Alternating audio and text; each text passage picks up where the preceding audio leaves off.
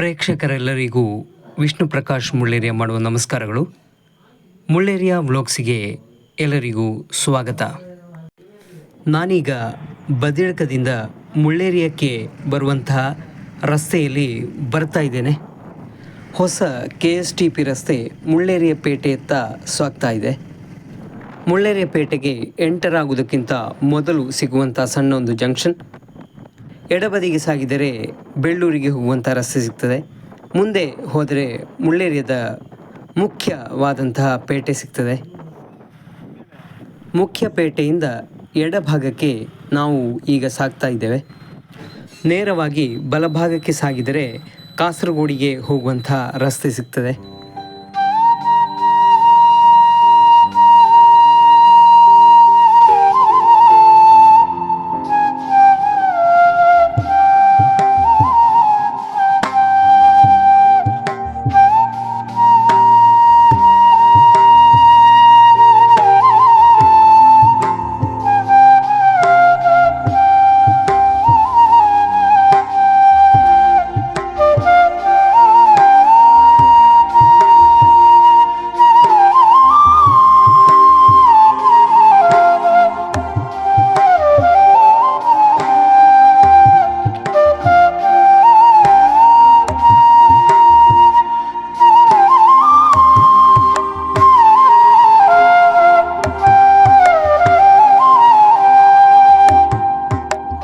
ಮುಳ್ಳೇರಿಯ ಪೇಟೆಯಿಂದ ಸರಿಸುಮಾರು 2.5 ಕಿಲೋಮೀಟರ್ ದೂರಕ್ಕೆ ಬಂದಿದ್ದೇವೆ. ಈಗ ಇಲ್ಲಿ ಸಣ್ಣ ಒಂದು ತಿರುವನ್ನು ಕಾಣಬಹುದು. ಆದೂರು ಪಂಚಲಿಂಗೇಶ್ವರ ದೇವಸ್ಥಾನಕ್ಕೂ ಹೋಗುವಂತಹ ಮಹಾದ್ವಾರ ಇದೇ ಆಗಿದೆ. ಇದುವೇ ಆದೂರು ಶ್ರೀ ಭಗವತಿ ಕ್ಷೇತ್ರಕ್ಕೂ ಕೂಡ ಹೋಗುವಂತಹ ಮಹಾದ್ವಾರ.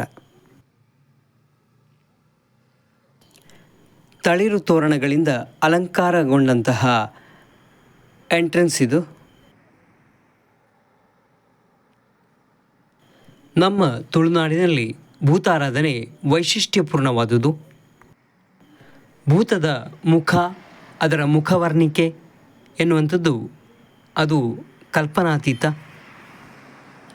ವಿವಿಧ ಬಣ್ಣಗಳನ್ನು ಭೂತದ ಮುಖವರ್ಣಿಕೆಗೆ, ಅದರ ವಿನ್ಯಾಸಕ್ಕೆ ಬಳಸಿಕೊಂಡದ್ದನ್ನು ನೀವು ಸೂಕ್ಷ್ಮವಾಗಿ ಗಮನಿಸಬಹುದು. ಭೂತದ ವಿವಿಧ ಬಣ್ಣಗಳಿಂದ ಕೂಡಿದಂಥ ಮುಖ, ಅದೇ ರೀತಿಯಲ್ಲಿ ಉಡುಗೆ ತೊಡುಗೆ, ಇವುಗಳ ಚಿತ್ರಗಳನ್ನು ಮಹಾದ್ವಾರದ ಬಳಿಯಲ್ಲಿ ಇರಿಸಿದ್ದಾರೆ. ಅದನ್ನೀಗ ನಿಮಗೆ ತೋರಿಸ್ತಾ ಇದ್ದೇನೆ. ಈ ತುಳುನಾಡಿನಲ್ಲಿ 1000ಕ್ಕಿಂತಲೂ ಹೆಚ್ಚು ಭೂತಗಳಿವೆ. ಭೂತಾರಾಧನೆಯ ಬಗ್ಗೆ ಅಧ್ಯಯನ ಕೂಡ ನಡೆದಿದೆ. ಹಲವಾರು ಪುಸ್ತಕಗಳು ಕೂಡ ಇಂದು ಮಾರುಕಟ್ಟೆಯಲ್ಲಿ ಲಭ್ಯವಿವೆ.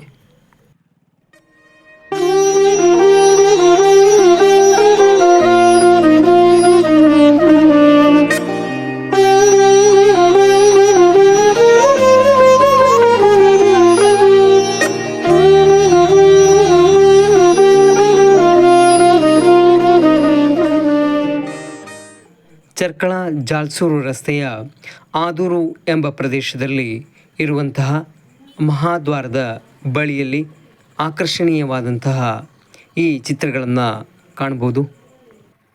ಸ್ವಲ್ಪ ಹೊತ್ತು ಇಲ್ಲಿ ಕಳೆದ ಬಳಿಕ ಮಹಾದ್ವಾರದ ಮೂಲಕ ಮುಂದೆ ಸಾಗ್ತಾ ಇದ್ದೇನೆ.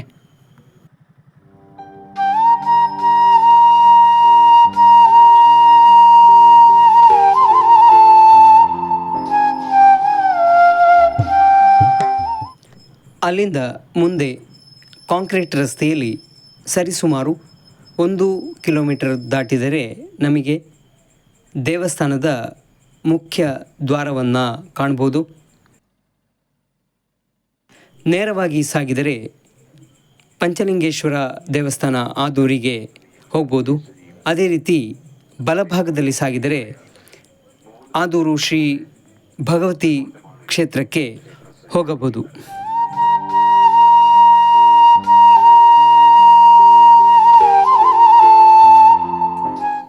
ಪೆರುಂಕಳಿಯಾಟ ನಡೆಯುವಂತಹ ಈ ಪ್ರದೇಶಕ್ಕೆ ಮುಳ್ಳೇರಿಯ ಪೇಟೆಯಿಂದಲೇ ಅಲಂಕಾರ ಮಾಡಲಾಗಿದೆ.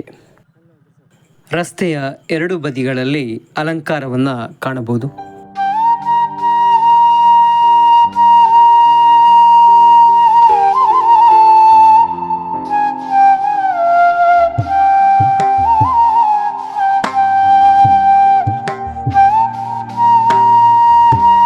ಹಾಗೆ ಮುಂದೆ ಸಾಗಿ ಆದೂರು ಶ್ರೀ ಭಗವತಿ ಕ್ಷೇತ್ರಕ್ಕೆ ತಲುಪಿದ್ದೇವೆ.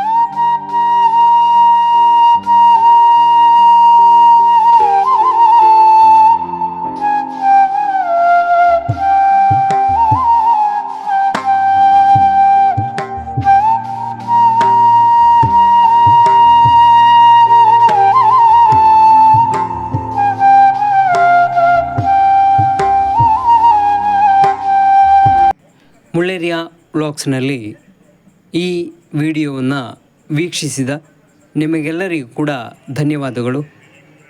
ಮುಂದೆ ಇನ್ನೊಂದು ವಿಡಿಯೋದಲ್ಲಿ ಭೇಟಿಯಾಗೋಣ. ನಮಸ್ಕಾರ.